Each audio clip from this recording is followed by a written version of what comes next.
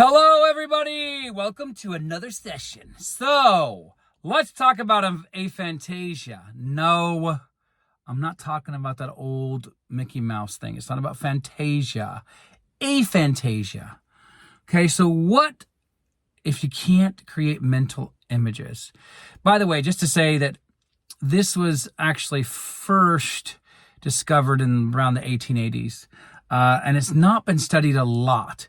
In terms of loads and loads and loads of neuroscience research. That's just a little historical tidbit. But what I want to do is I want to talk to you about other ways in which you can use other faculties. Because sensory images is one of many, at least 5 that I know of our senses, right? One of 5. Let me just make that clear, okay? So that means there are other senses that you can use. And let's also, I want to talk about this in another video, but you can use also verbal affirmations. Okay, but keep in mind that the point of verbal affirmations is not to go robotic. Can you manifest off of robotic affirmations? Of course. People have, I have, a tree has. Verbal affirmations, I mean, I don't know of any, but if you do, share. But I mean, basically, what you want to do is you want to use verbal affirmations with the emotions of the wish fulfilled.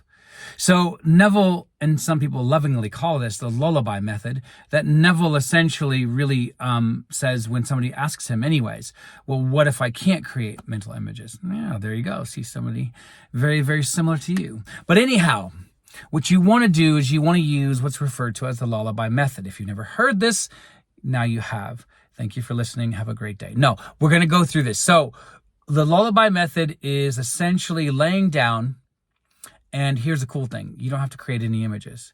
Close your eyes as if you're going to meditate anyways. You don't have to create any images. Let me just really keep emphasizing that, okay? But you want to generate the feelings, right? The 3 to 5 feelings that I keep encouraging you to work on, okay? So you want to create 3 to 5 feelings. And how do you do that? Again, take one emotion or a feeling and then look up the synonyms of that and then generate it and make sure at least one of those feelings is nostalgia because it's already happened. It's done. You already have your desire, right? So what you want to do is you want to go in. It's fine if it's black, leave it alone. It doesn't matter. It's all about the feeling, okay? And the feeling to the point of conviction, all right? So meaning like when you walk out of that little session, you are it. You are it. Alan Watt says that, right? You are it. And that's what this is about. You walk away with the knowing, okay? You walk away with the deepest conviction. I have the house. I'm loved. I'm wealthy. And know that it's going to happen. It's going to come. You got to trust that. We're going to talk about how to do that as well, okay? So what I want you to note is that you can use verbal affirmations, but don't just go robotic, okay? Try to actually practice. Set aside time throughout the day, okay? If you can. If you have a very busy schedule, do it throughout the day, okay? Because you're always manifesting anyway, so might as well have fun with it, right? Now, like I said, we have 5 other senses. Little tip, if you didn't know, that a lot of times in scripture, when the number 5 comes up, it's referring to the senses, right? David and Goliath, 5 stones, 5 senses, okay? We go in and we create from these senses, these sensory vividness, sensory impressions, okay? That means that you can use other senses. In fact, somebody asks Neville about the senses. And in a Q&A, he actually breaks it down that to him and to the Bible, according to his interpretation, is the most important one actually isn't visual. The most important sense that we really, really want to get good at is touch. So again, if you can physically touch something, if you can get something that has to do with touch, then you can actually generate enough emotional energy of knowing, right?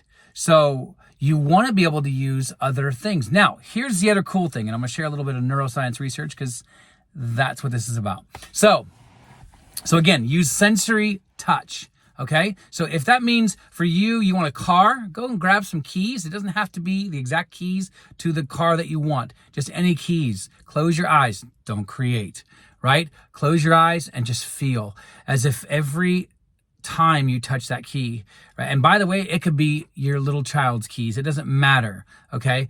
But what you want to do is you want to use sensory vividness of like, and close your eyes and just be like, oh man, this feels like, oh, I have the keys. And you just keep feeling, use touch, use objects. And it doesn't have to be like, obviously if you have a house, you can't walk into somebody else's house. I mean, you can, it's called B&E, or breaking and entering for those who are from India or some other place. But basically what it is that you want to try to find a like object, if not the similarest object that you can find. And yes, similarist is a word because I just made it up. But basically you want to find the object that is closest to what it is that you want. And you want to feel it. And I mean touch it, but I also mean feel as if what you're feeling is the actual thing. Okay? So that's a really cool, fun one, and that could be used by anybody. Okay. That is another one. And then also scripting. Do not undermine scripting. Okay. I know that there's some hardliners in the manifestation world who are like, you don't need anything. It's just you, and that's it. Right now, again, unless you're Jesus incarnate, there's going to be times in your life where you're going to need some help. Right. Even Neville says in his lecture, Picture Making, that everybody will need a method. Just choose one, right? And that's towards the end, if you're fact checking me. And so what I want to do is I want to encourage you to be able to choose any method that works for you. But if you have aphantasia or if you struggle with image making, then use these to help you along, right? And again, these are just tools, meaning the whole point is you. But at the end of the day, it's okay to use these tools, right? Just don't give them too much power where you think, oh my gosh, I need these to manifest. No, you actually don't. This is just to get you to the point of confidence, okay? So now, the other one is scripting, okay? Now, I'm going to explain something to you because this is actually from neuroscience research, which is pretty freaking awesome. This little piece of research is going to back up not only the power and influence of scripting, but also the power and influence of affirmation. So those that really highly disagree about using affirmations, neuroscience says otherwise. So there is a research project. I'm happy to show the links and share them, not show them. I'm not like hiding them underneath it, am I?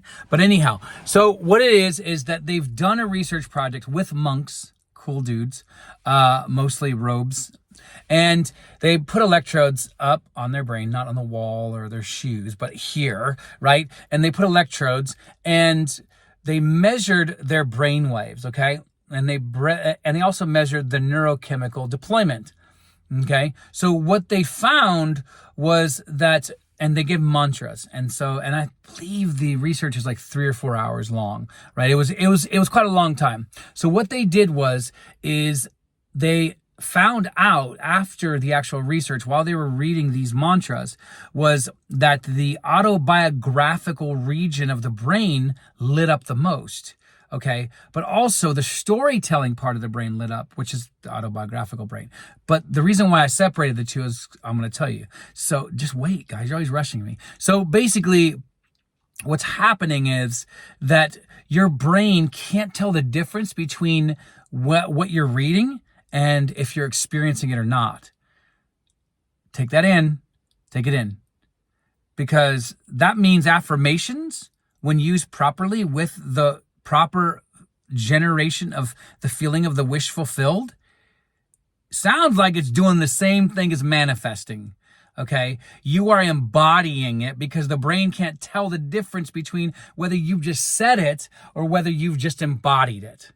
Okay, and the same with scripting. When you're writing, you're not just writing. Okay, so if you have, struggle with creating images, then use this, right? Use Pinterest and create a vision board, whatever it is. But remember, these are just tools. That's all they are. They're to get you into the state. If they're not, toss them. They're a waste of time, right? But if there are ways in which you can use other faculties, like these tips that I'm giving you, right, then use the other faculties. Okay. So again, use mantras, use affirmations, use scripting. Okay. Use embodiment. What does it mean to embody the person? And by the way, I would actually argue, and this is not a medical advice at all, but that you might be able to use the law to actually reduce the impact of aphantasia on your ability to create, right? I am not trying to gaslight anybody. I am not trying to say anything about whether aphantasia is real or not. That's not me. I am not qualified to make that, and I'm not making a qualified statement at all. What I'm trying to say is that the law is extremely powerful, okay? And so I want you to realize that you are this powerful being with a powerful ability. And whether you can create images or not, that is not to differentiate you from people who can or can't. That does not make you any less or more wrong than anybody else. In fact, nobody's wrong, right? So I would love to encourage you to try out these different methods. Share below any other ones that you might have tried. And thank you for listening. Thank you for subscribing. Make sure that if you haven't subscribed, you jump on, hit that notification bell.